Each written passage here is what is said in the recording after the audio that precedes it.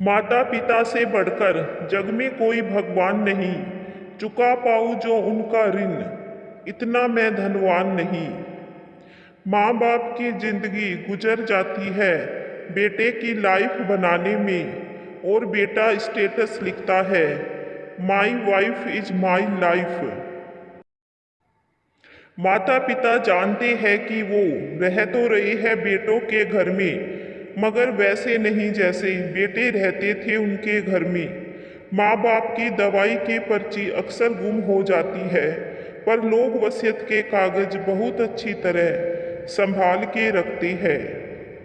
किसी ने रोजा रखा, किसी ने उपवास रखा, कबूल उसका हुआ जिसने माँ बाप को अपने पास रखा। दोस्तों, आज की हमारी कहानी है अमीर गरीब। नमस्कार दोस्तों, स्वागत है आपका हमारे YouTube चैनल पर। अपनी राय कमेंट बॉक्स में ज़रूर दीजिएगा। मैं क्या करूं अगर पापा हॉस्पिटल में एडमिट है, तो मैंने तो उन्हें बीमार नहीं किया है जो मैं उनके ऑपरेशन के लिए पैसे दूं। पैसों का पेड़ नहीं लगा रखा है मैंने कि हाथ बढ़ाकर तोड़कर दे दूंगी। पैसा बड़ी मेहनत से कमाया जाता है। कौशल्या जी की छोटी बहू रिया अपने कमरे में बड़बड़ा रही थी। उसके ससुर रमेश बाबूजी को हार्ट अटैक आया था और वह हॉस्टल में एडमिट थी। उनके ऑपरेशन के लिए 4 लाख रुपए की जरूरत थी। रमेश बाबूजी मामूली पढ़े लिखे एक सरकारी कार्यालय में सामान्य कर्मचारी है। अपने कार्यालय से घर और घर से कार्यालय, बस उनकी इतनी ही जिंदगी है। कम पैसों में भी भरा पूरा परिवार चला रही है। हालांकि सबकी इच्छाएं तो पूरी नहीं कर पाते हैं, पर जरूरत का कोई काम रुकता नहीं है। उस पर पत्नी कौशल्या जी सुगढ़ता से घर चलाती है। 4 बच्चों की माँ कौशल्या जी सीधे और सरल स्वभाव की है, प्रभु में अटूट आस्था रखती है। तभी तो उन्हें कभी रमेश बाबू से शिकायत नहीं हुई। उनका ये ही मानना था कि जो प्रभु की कृपा से मिल रहा है वो ही बहुत है। कितनों को तो ये सब भी नसीब नहीं होता, कितनों को तो 2 वक्त की रोटी भी नहीं मिलती है। लोग 2 वक्त की रोटी के लिए तरस जाते हैं, और कईया का तो रोज भूखा सोना होता है। ईश्वर की कृपा से घर में किसी चीज की कमी नहीं है। यह क्या कम है? फिर खर्चे बढ़ाने को तो कितने भी बढ़ा लो, उसमें तो लाखों रुपए की आमदनी भी कम पड़ जाएगी। दोनों ही पति पत्नी अपने जीवन से संतुष्ट संतोषी स्वभाव के थे। दोनों 4 बच्चों के माता पिता है, जिनमें 2 बेटे और 2 बेटी है। दोनों बड़ी बेटियों गरिमा और सीमा की वो शादी कर चुके हैं, और दोनों छोटे बेटे पढ़ाई कर रहे हैं। दोनों में से छोटा बेटा हिमेश जीवन से काफी कुछ पाना चाहता था। वो अपनी अतृप्त इच्छाएं अपनी कमाई से पूरी करना चाहता था, पर मन से बहुत छोटा था। और बड़ा बेटा नरेश जो है जैसा है उसमें खुश था, पर उसका मन बहुत ही बड़ा था। दोनों ही नौकरी पाना चाह रहे थे। नरेश की नौकरी लग गई, और अब तो वे मम्मी पापा की सेवा करना चाहते थे, क्योंकि वो जानता था कि मम्मी पापा ने किन मुश्किलों का सामना करके उसे पढ़ाया था। पर हिमेश के मन में लालच और पैसों की चाह बहुत ज़्यादा थी। उसे अपने मम्मी पापा की जरा भी परवाह नहीं थी।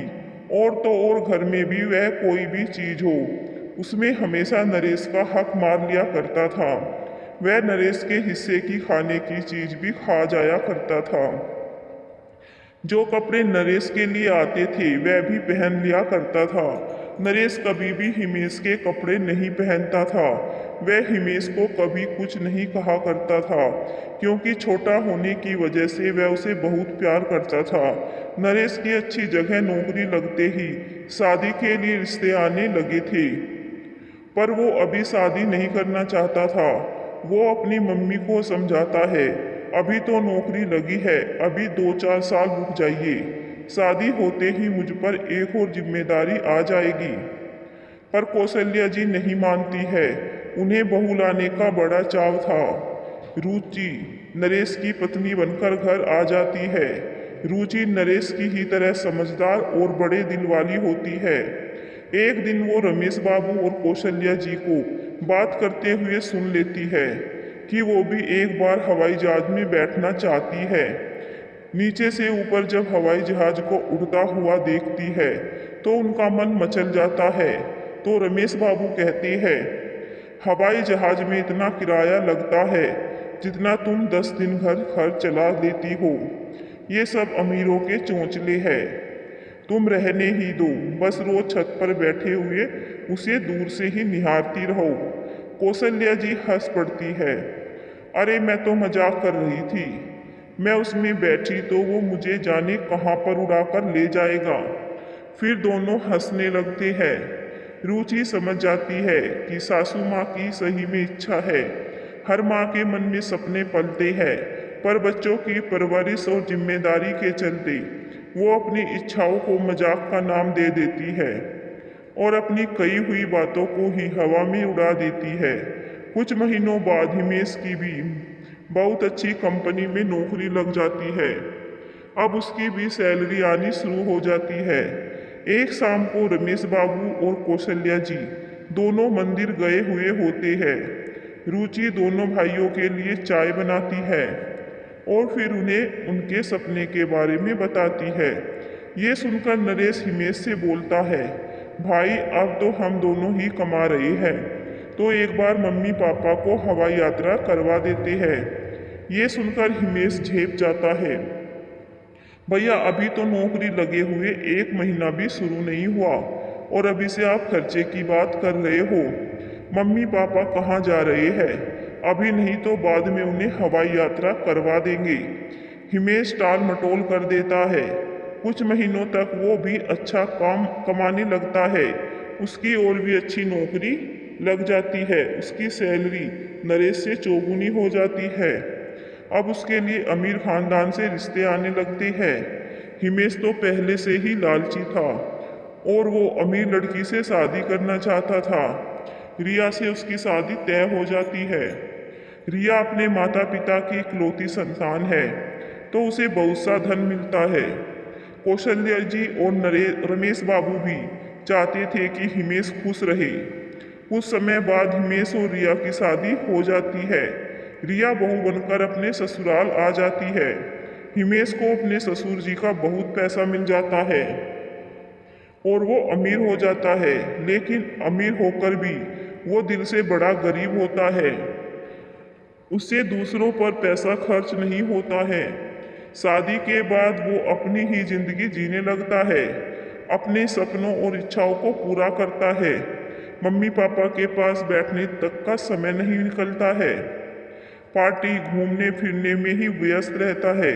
उधर नरेश अपनी छोटी सी नौकरी और मम्मी पापा के साथ में खुश रहता है। वो सुबह शाम रमेश जी और कौशल्या जी के साथ बैठकर उनके मन की सुनता था और जितना उससे हो सकता था वो सेवा भी करता था।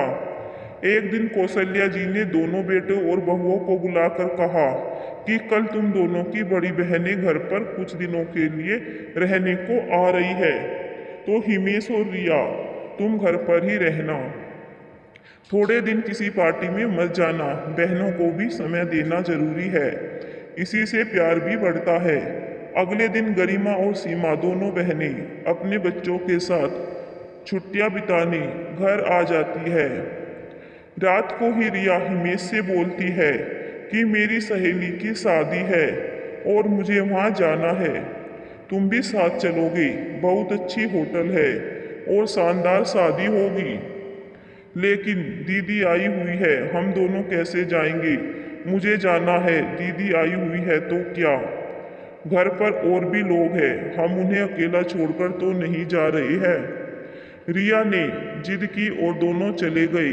पीछे से रुचि ने दोनों नंदों का ध्यान रखा और उनकी खातिरदारी में कोई कमी नहीं छोड़ी। 2 दिन बाद दोनों लौटकर आए। उसके अगले दिन बच्चों ने शाम को घूमने की जिद की तो हिमेश ने तो टाल दिया, पर नरेश अपनी बहनों और बच्चों को घुमाने ले गया। उसने बच्चों को आइसक्रीम और खाना खिलाया। बच्चे अपने मामा से बहुत खुश हो गए। नरेश और रुचि ही बच्चों का और बहनों का ध्यान रख रहे थे, उन्हें समय दे रहे थे। हिमेश और रिया का तो कोई मतलब नहीं था। उन्हें किसी भी तरह बस पैसा खर्च नहीं करना था। ये तुम्हारी दीदी और बच्चे कब वापस जाएंगे? जब से आए हैं मेरे तो सिर में दर्द हो रहा है और खर्चा भी कितना हो रहा है। महीने भर का राशन का सामान 4 दिन में ही खत्म हो गया है। कमरे से आते वक्त कौशल्या जी और उनकी बेटियां सब सुन लेती है तो उन्हें बहुत दुख होता है। तभी गरिमा बोलती है, रिया भाभी, आप चाहे पैसे वाली हो पर दिल की बहुत गरीब हो। हमारे आने से आपके रसोई के डिब्बे खाली हो गए होंगे। पर यह बात मुझे भी मालूम है कि आप घर खर्च में कितना पैसा देती है। आपसे और हिमेश से तो एक पैसा भी खर्च नहीं होता है। आप चाहे अपने आप को अमीर समझो पर मेरी नज़र में आपसे ज़्यादा गरीब कोई नहीं है जिसके दिल में अपनों के प्रति प्यार और सम्मान की भावना नहीं हो। वो सबसे ज़्यादा गरीब होता है। आप इतने गरीब हो कि घर में बहन बेटी के आने पर रसोई के डिब्बे कितने खाली हुए हैं यह देख रही हो, पर उनके आने से घर में कितनी रौनक आ गई है और घर कितना भर गया है यह नहीं देख रही हो। तभी दूसरी बहन सीमा भी बोलती है, हिमेश तेरे पास भला ही कितनी बड़ी कार क्यों नहीं है, पर तूने आज तक मुझे, दीदी और बच्चों को कार में नहीं घुमाया। नरेश चाहे हमें रिक्शा में ही ले गया पर हमें उसमें भी मजा आया। दोनों ही दिल से अमीर हैं, भले ही तुम दोनों होटल में जाकर अपनी अमीरी का दिखावा करते हो, पर हमें घुमाने के लिए भी नरेश और रुचि ही गए थे। उन्होंने हमारा कितना मान रखा है, हमें खुशियाँ देने की कोशिश की है। बच्चों की चाहे महंगी आइसक्रीम नहीं खिलाई हो पर अपनी जेब के अनुसार आइसक्रीम खिलाई है। महंगे होटल में लंच या डिनर नहीं करवाया है पर हम ढाबे का खाना खाकर भी खुश हैं क्योंकि उन्होंने हमारा सम्मान किया है, हमें पूरा समय दिया है। ये कहकर दोनों बहनें कमरे से निकल गई। तभी थोड़ी देर बाद कौशल्या जी के चिल्लाने की आवाज़ आती है। रमेश बाबू फर्श पर गिरे होते हैं और बेहोश हो जाते हैं। उन्हें फटाफट अस्पताल ले जाया जाता है। डॉक्टर कहते हैं कि हार्ट अटैक आया है, नसों में ब्लॉकेज है तो स्टेंट डलेगा। 4 लाख कल शाम तक जमा करवा दीजिए। ये सुनते ही सबके होश उड़ जाते हैं। तभी नरेश आगे होकर बोलता है कि आप पापा को बचा लीजिए, पैसों का इंतजाम कल तक हो जाएगा। दूसरी ओर रिया ये सब सुनकर अपने मायके जाने के लिए पैकिंग करती है और हिमेश को इलाज के पैसे देने से इनकार कर देती है। पापा जी की हालत बहुत खराब है और जाने वो कितने दिनों के हैं। स्टेंट लगने के बाद भी ठीक होगे या नहीं क्या गारंटी है। 4 लाख कम नहीं होते, ये तो कल को निकल गए तो हमारे पैसे फालतू जाएंगे। हम तो अगले महीने बाहर घूमने की योजना बना रहे हैं। आपके पापा के चक्कर में हमारा घूमना बीच में ही रुक जाए। और हाँ, मेरे पापा से पैसे मांगने की कोई ज़रूरत नहीं है। एक तो पहले ही आपकी बहनें बच्चों के साथ आई हुई है और दूसरी ये बीमारी, इस घर में कोई चैन से भी नहीं रह सकता। वो जैसे ही बैग उठाकर बाहर आती है, सामने कौशल्या जी को देखकर सकपका जाती है। कौशल्या जी रिया को बोलती है, बहू अपने साथ ही अपने पति का भी सामान बांध लो और उसे भी अपने मायके ले जाओ। मुझे ऐसे बेटे की ज़रूरत नहीं है जो अमीर होते हुए भी अपने पापा के लिए पैसे खर्च नहीं कर सकता है। जिसने जन्म दिया, पढ़ाया लिखाया, जीवन भर अपना तन मन धन अपने बच्चों पर खर्च कर दिया, आज उसी संतान को अपने पिता से ज़्यादा जरूरी बाहर घूमना लग रहा है। मुझे ऐसे नालायक बेटे की ज़रूरत भी नहीं है जिसे अपने मम्मी पापा बहनें अखरती है, जिनके लिए इसके पास ना पैसा है, ना प्यार है, ना ही कोई भावना है। ये चाहे अपने आप को अमीर कहता हो पर मेरी नज़र में इससे ज़्यादा गरीब कोई नहीं।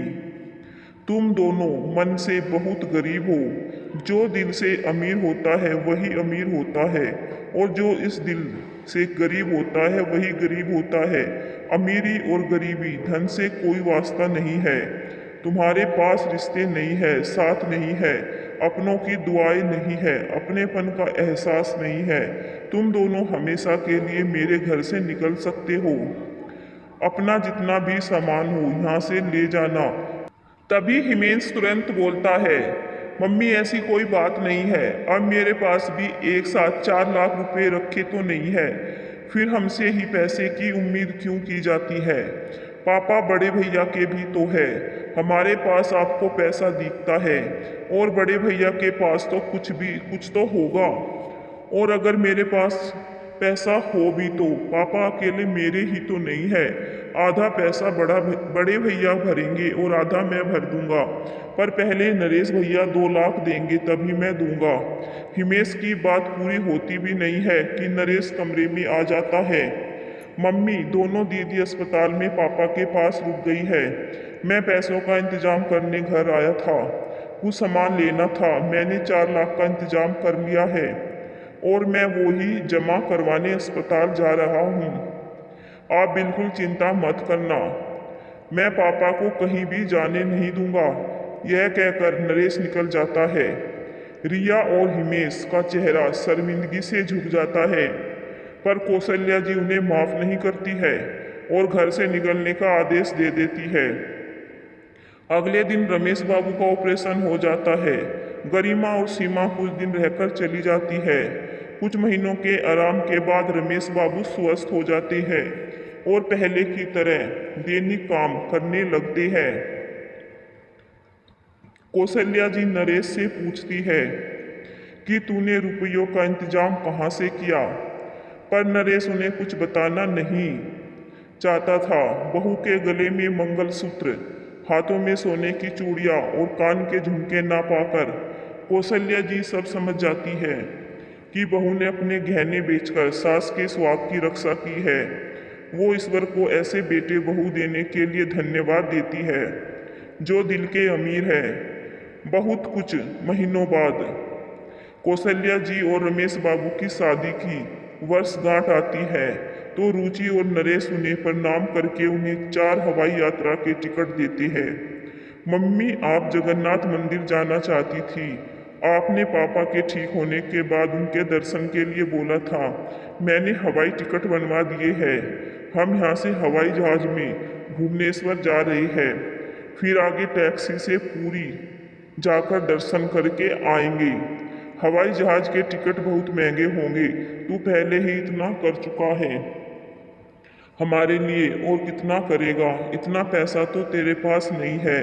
कौशल्या जी ने कहा, मम्मी, आप लोगों ने जो हम बच्चों के लिए किया है हम तो उतना भी कभी नहीं कर पाएंगे, पर आपने जिस तरह हमारे सपनों को पूरा किया है हम भी आपके सपनों को पूरा करने की कोशिश करेंगे।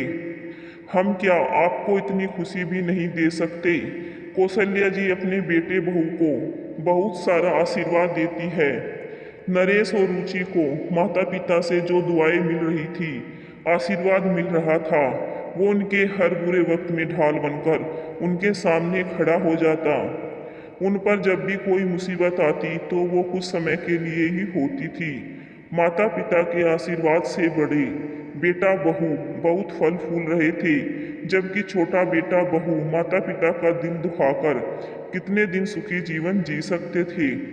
उनके जीवन में संकटों का पहरा छाने लगा था, जिसके कारण दोनों में अनबन रहने लगी थी।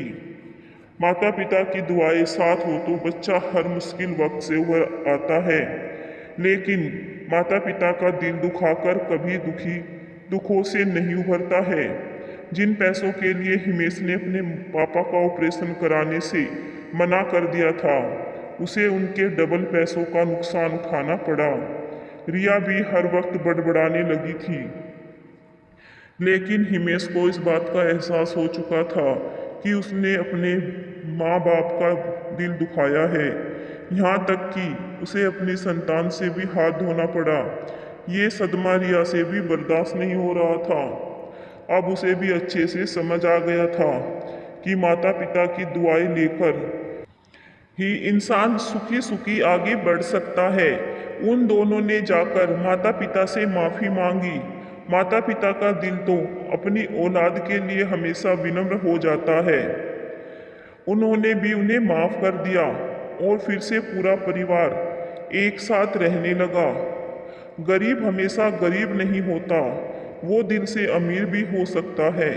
बेटा चाहे तो कम पैसों में भी परिवार को खुश रख सकता है, और अमीर बेटा भी कई बार अपने ही माता पिता को दुख में अकेला छोड़ देता है। वो अमीर होते हुए भी दिल से गरीब होता है। खुश रखने के लिए पैसा नहीं, दिल बड़ा होना चाहिए।